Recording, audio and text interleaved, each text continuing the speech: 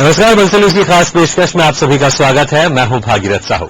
जब हौसले जिद और जुनून की हद पार कर जाते हैं तब नामुमकिन भी आसानी से मुमकिन हो जाता है। अपनी इसी जिद और जुनून से एक किसान ने बंजर जमीन के पत्थरों को भी पिघलने पर मजबूर कर दिया।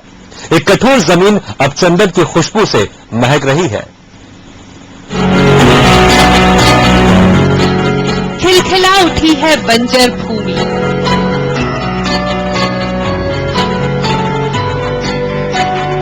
एक किसान के खून पसीने से महक रही है धरती।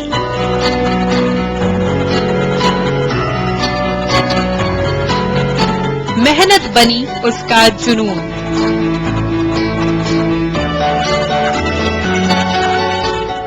और बेजान मिट्टी में फूंक दी जान। जो जमीन अरसे से बंजर पड़ी थी, जहां हरी भरी फसल लहलहाना तो दूर की बात, जंगली पौधे भी उगने से इनकार कर देते थे, वो बंजर वीरान पड़ी जमीन महक रही है चंदन की खुशबू से। हर तरफ लहलहा रहे हैं चंदन के हरे भरे पौधे।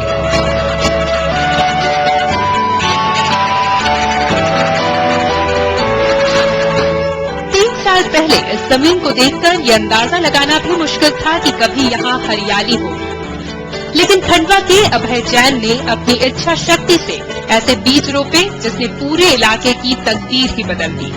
कभी बंजर रहे इस इलाके की 300 एकड़ जमीन पर चंदन के पौधे लगा दिए अभय ने, जिसकी सीख मिली थी उन्हें व्यावसायिक वृक्षारोपण की एक कार्यशाला से। चंदन जब तक आंवले को शुगर नहीं देता तब तक बाकी चीजें वो भी उसको नहीं देता, तो इस तरह से ये दोनों एक दूसरे के पूरक भी हैं। आंवले में फल आएंगे, उन फलों से जो आय होगी उसके कारण हम इस खेत का मेंटेनेंस कर सकेंगे। इस दृष्टि से भी आंवले का पेड़ ज्यादा इसके लिए लाभदायक है। इसमें 6 साल की उम्र में सार बनना शुरू होगा और उसके बाद इसके जड़ में भी आयल होगा, और सार जो है सार के अंदर भी आयल रहता है। कार्यशाला के बंद कमरे में मिले ज्ञान को खुले मैदान में सींचने का मन बना लिया अभय ने। काम नया था, सो विरोध होना भी लाजमी था, लेकिन मिट्टी में जान फूंकने का फैसला कर चुके अभय अब रुकने वाले नहीं थे। इंदिरा सागर बांध की डूब में आकर अपनी 250 एकड़ जमीन गंवा चुके अभय कोई भी जोखिम मोल लेने के लिए तैयार थे, और बेटे के हर फैसले में ढांढस बंधाया किसान पिता ने। देखते ही देखते अपने जुनून को हकीकत कर दिखाया इस करामाती किसान ने। बात का मुझे बहुत गर्व है कि भारत में इतना बड़ा प्राइवेट प्लांटेशन किसी का नहीं है।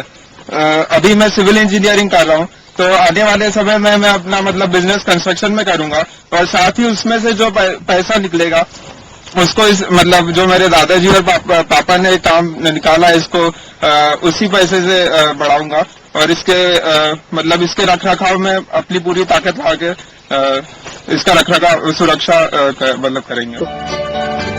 पहले तो लोगों ने अजय के सपनों को सुनकर पागल, सनकी और बेवकूफ करार देना शुरू कर दिया, लेकिन जैसे जैसे चंदन के पौधे लहलहाने लगे, इसकी खुशबू दूर दूर तक पहुंचने लगी, वैसे ही ये खेत मशहूर होता चला गया। इसे देखने मात्र के लिए लोग दूर दूर से यहाँ आने लगे, और स्थानीय लोगों ने खुद ही गांव का नाम बदलकर चंदनपुर रख दिया। गांव वालों का भरोसा पाकर एक जंग तो जीत ली अभय ने, लेकिन लड़ाई अब भी बाकी थी। चंदन लगाना आसान था, लेकिन उसकी सुरक्षा सबसे ज्यादा मुश्किल है, क्योंकि चंदन के चोरों से निपटना टेढ़ी खीर है। लिहाजा हिफाजत के इंतजाम पर भी काफी जोर दिया गया।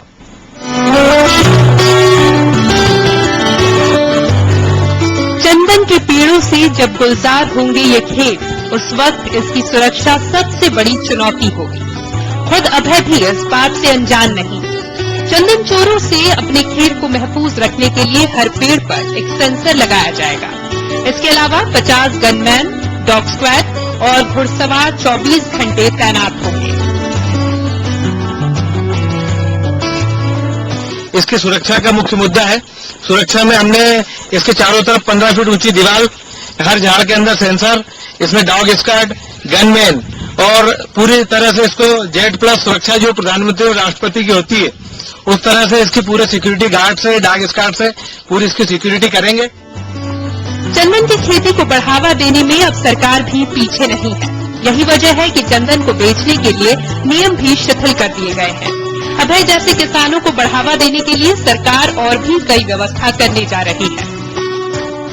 लोक वानिकी को और ज्यादा पॉपुलर करने के लिए लोग अधिक पेड़ लगाएं, इसके लिए हमने कुछ व्यवस्था की है कि अभी तक हमारे यहाँ कंडीशन थी कि केवल डिपो में जाकर लकड़ी बिक सकती है जो राष्ट्रीयकृत प्रजाति है, लेकिन अब हम ये व्यवस्था कर रहे हैं कि हमारे जो विस्तार डिपो हैं जिनकी संख्या बहुत अधिक है वहां भी आप लकड़ी रख सकते हैं, बेच सकते हैं।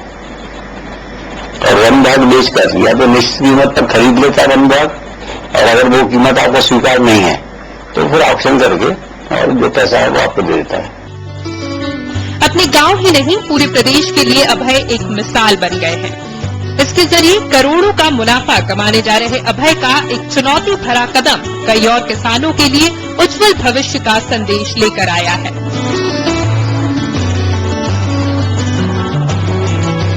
शेख रेहान के साथ bureau report Bansal news Khandwa. तो आगे खंडवा में अभय ने एक मिसाल कायम की है, क्योंकि जिस जमीन पर दूसरे पेड़ नहीं उगते थे वहां पर अभय ने चंदन की खेती कर दी। इस वक्त हमारे साथ फोन लाइन पर जुड़ गए हमारे संवाददाता शेख रेहान। शेख, आखिर कैसे शुरुआत हुई? जब आपकी बात हुई होगी अभय से कि खेती करना है चंदन की, आखिर शुरुआत कैसे हुई? क्या कुछ बताया उन्होंने? अभी मैं बताना चाहूंगा कि जब इंदिरा सागर डैम जो बन रहा था उसके डूब में इनकी 100 एकड़ खेती आ गई थी जी। तो ये डूब में चले जाने के बाद जब ये पूरा विस्थापित होकर जब खंडवा है तो इन्होंने खेती करनी चाहिए, और उन्होंने देखा कि ये जैन समाज से बिलोंग करते हैं तो इन्होंने जो है कीटनाशक न उपयोग करने की कसम खाई जी, और ऐसी खेती करनी चाहिए जिसमें जीव हत्या ना हो। इसलिए उन्होंने चंदन की खेती करने का फैसला लिया जिसमें किसी प्रकार के भी कीटनाशक का प्रयोग नहीं किया जाता है। जी अब जी शेख, कितने क्षेत्र में इन्होंने चंदन की खेती की है?